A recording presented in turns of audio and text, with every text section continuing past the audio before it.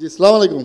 একটাই টপিক সেলসের উপর, সেটা আমাকে দেওয়া হয়েছে এবং মানে আমিও এরপর থেকে আসার আগে চিন্তা করতে হবে যে বোধহয় এইরকম স্টুপিড জবটা বোধহয় শুধু আমরাই করি। বাট টু বি অনেস্টলি আজকে আমি প্রাউডলি একটু পর আমার সেশনের শেষে গিয়ে আবার মিলিয়ে দেবো আপনাদেরকে। Problem is with marketers. কী প্রবলেম? যারা মার্কেটিং আছে তারা মনে করে আমি মার্কেটিং বুঝলে হবে, সেলসটা না বুঝলেও চলবে।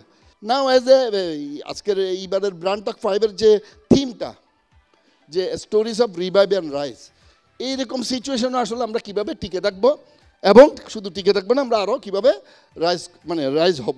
25 সালকে আমি বলছি, 25 সাল এবং অনওয়ার্ডস, এটাকে আমি বলছি this is will be a crisis world. Now এই যে এইবারের থিম হচ্ছে, তাহলে এই ধরনের ইয়েতে আমরা কীভাবে সার্ভাইভ করবো অ্যান্ড আমরা we can grow hour business. আমি জাস্ট কয়েকটা এক্সাম্পল দেবো, তারপর আপনারা বুঝতে পারবেন। অ্যাট দ্য এন্ড যারা এই যত রকমের সিচুয়েশন আসুন না কেন, যত রকমের ক্রাইসিস আসুক না কেন, তার সাথে যারা অ্যাডাপ্ট করতে পারবে শুধু তারাই টিকে থাকবে।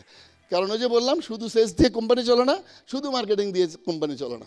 We call, there is nothing call sales in a department, there is nothing call marketing, this is call generating demand. Insight driven actions, second one is tailored execution, and third one is agility and innovation. Thank you very much.